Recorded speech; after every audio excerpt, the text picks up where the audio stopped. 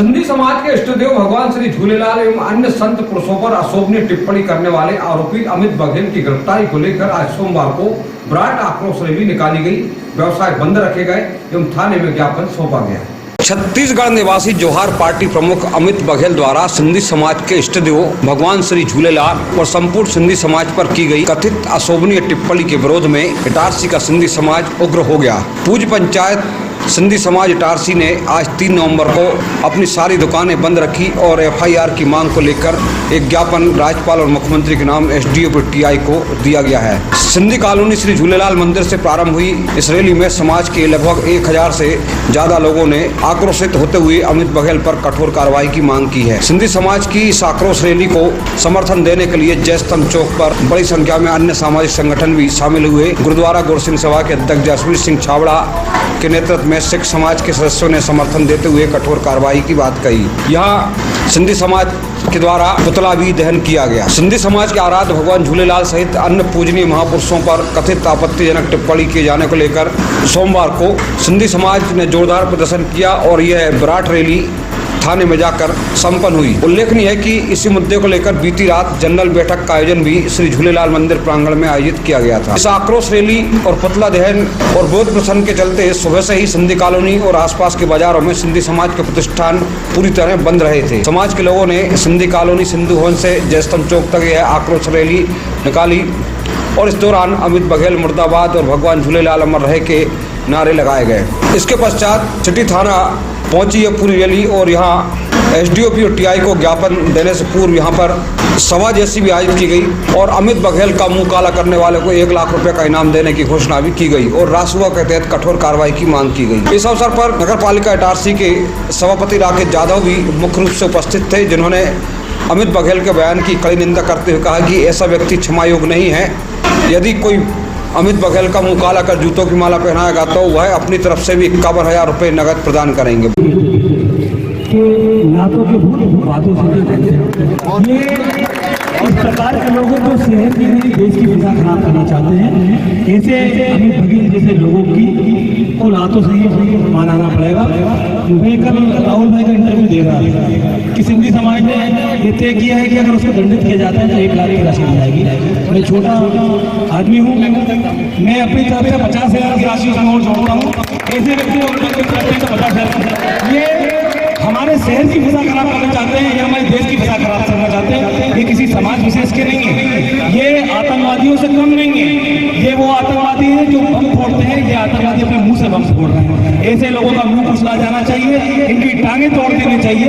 FIR दर्ज तो होगी। अगर कभी ये अमित बघेल इटारसी की धरती पर कदम रखेगा तो मैं आपसे जवान देता हूँ अपनी टांगों पर वापस नहीं जा पाएगा। वो भगवान झूलेलाल जी की जय। वहीं सिंधी समाज की ओर से राहुल चेलानी ने भी इस मामले में स्पष्टीकरण रखते हुए कहा कि जब सिंधी समुदाय के ऊपर आपदा आई तो लाल साईं ने जन्म लिया, अवतार लिया। उस लाल साईं की दया से आज हिंदुस्तान का चाहे 50 लोगों का गाँव हो या 50 करोड़ का महानगर हो, वह सिंधी समुदाय का अपने आप में क्या योगदान है और उनकी क्या वहाँ परिस्थिति है, किसी से छुपा नहीं है। एक 2 कौड़ी के आदमी एक पॉपुलरिटी पाने के लिए, खुद को वायरल करने के लिए, खुद को राष्ट्रीय नेता बनाने के लिए अग्रवाल समाज के महाराज अग्रसेन के लिए, सिंधी समाज के इष्ट देवता भगवान श्री झूलेलाल जी के लिए और भारतीय जनता पार्टी के श्यामा प्रसाद मुखर्जी और दीनदयाल उपाध्याय जी के लिए खुलेआम वो वीडियो में गंदे अपशब्द बोल रहा है। इस बात को बिगड़ 7 से 8 दिन हो गए हैं। हिंदुस्तान के न जाने किस राज्य में उनके नाम की FIR दर्ज हुई है, लेकिन अभी तक उन्हें गिरफ्तार नहीं किया गया। जो व्यक्ति मध्य प्रदेश और छत्तीसगढ़ में भाजपा की सरकार होने के बाद श्यामा प्रसाद मुखर्जी और दीनदयाल उपाध्याय जी के बारे में अपशब्द बोल सकता है तो हकीकत उसके पास कोई न कोई इस प्रकार की शक्तियां होंगी कि कोई उसका कुछ बिगाड़ नहीं पा रहा है। समाज के मोहनलाल चेलानी और मोहन मोरवानी के द्वारा भी यहाँ अपनी अपनी बात सार्वजनिक रूप से रखी गई। पाकिस्तान का विभाजन हुआ, जबकि सिंधी समाज उस अखंड हिंदुस्तान का नागरिक है जो पहले से वहाँ रहता आ रहा था। इस विभाजन के पश्चात उसको अपना सिंध प्रांत छोड़ना पड़ा और उन्होंने अपने धर्म की रक्षा के खातिर सिंध प्रांत को छोड़कर हिंदुस्तान में बसना पसंद किया। आज हिंदुस्तान के हर कोने में सिंधी समाज पहुंच चुका है और उसकी बदौलत आज व्यवसाय जो है बहुत ही चरम सीमा पर है। न केवल हिंदुस्तान में बल्कि पूरे देश विदेश में सिंधी समाज का वर्चस्व है। मैं पुलिस प्रशासन से अनुरोध करता हूँ कि ऐसे व्यक्ति को कड़ी से कड़ी सजा दी जाए, इससे आगे कोई इस प्रकार की हिम्मत न कर सके। धन्यवाद। वहीं जो ज्ञापन सौंपा गया पुलिस अधिकारियों को, उसका वाचन पूज्य सिंधी पंचायत इटारसी के प्रवक्ता अनिल मिहानी के द्वारा किया गया। एसडीओ पुलिस इटारसी एवं थाना प्रभारी पुलिस थाना इटारसी।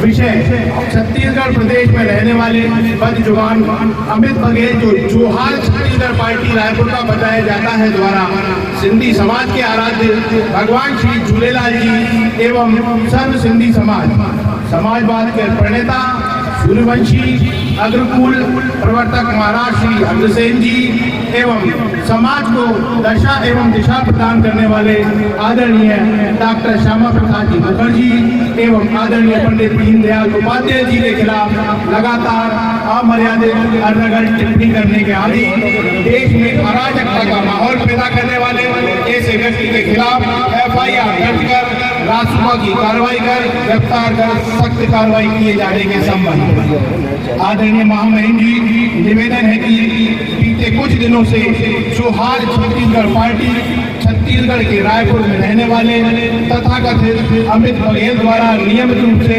सिंधी समाज के आराध्य भगवान श्री झूलेलाल जी, महाराज श्री अग्रसेन जी, डॉक्टर श्यामा प्रसाद जी मुखर्जी एवं पंडित दीनदयाल जी उपाध्याय के खिलाफ लगातार अमर्यादित अशोभनीय टिप्पणियां की जा रही हैं, जिसके चलते ऐसा प्रतीत होता है छत्तीसगढ़ ही नहीं अपितु पूरे देश में अमित बघेल द्वारा अराजकता का माहौल पैदा किया जा रहा है। ऐसा प्रतीत होता है कि अमित बघेल को कानून का भय नहीं रहा है। इसके पश्चात दोनों ही पुलिस अधिकारियों को यह ज्ञापन सौंपा गया और ज्ञापन सौंपने के पश्चात कुछ समय टीआई के कार्यालय में पूज्य पंचायत के प्रतिनिधियों से पुलिस अधिकारियों ने चर्चा की। तो वहीं पुलिस के इस प्रांगण में बैठे हुए सिंधी समाज के सभी व्यापारियों ने नारेबाजी की।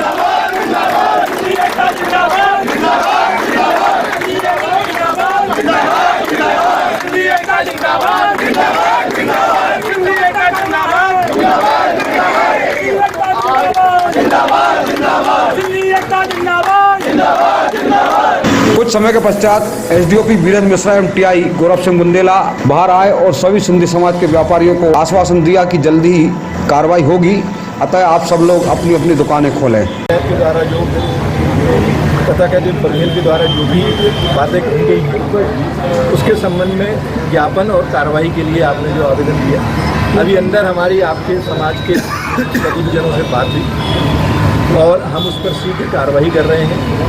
हमने पेन ड्राइव में उसका भाषण ले लिया है। उसमें दो चीज़ें, एक तो आपने गवर्नर साहब और सीएम साहब के नाम से ज्ञापन दिया है, तो उसकी प्रक्रिया होती है, वो कलेक्टर साहब के माध्यम से हम उसको आज ही भोपाल गवर्नर और सीएम को भिजवा देंगे। दूसरा, जो भी आपने हमको वॉइस रिकॉर्डिंग दी है उसमें हमारे जो विधि अधिकारी होते हैं और टेक्निकल टीम होती है साइबर की, उसके माध्यम से हम जाँच कराकर हमारा प्रयास रहेगा 3 से 5 दिन में हम उसमें वैधानिक कार्रवाई करेंगे। हम 3 से 5 दिन की बात है। उपरोक्त संदर्भ में मीडिया से चर्चा करते हुए एसडीओपी वीरेंद्र मिश्रा ने कहा कि सिंधी समाज की शिकायत प्राप्त हो गई है, कुछ ऑडियो भी सौंपे गए हैं, ज्ञापन राज्यपाल और मुख्यमंत्री के यहाँ भेजा जाएगा और मामले की जांच की जा रही है, उचित कानूनी कार्रवाई की जाएगी।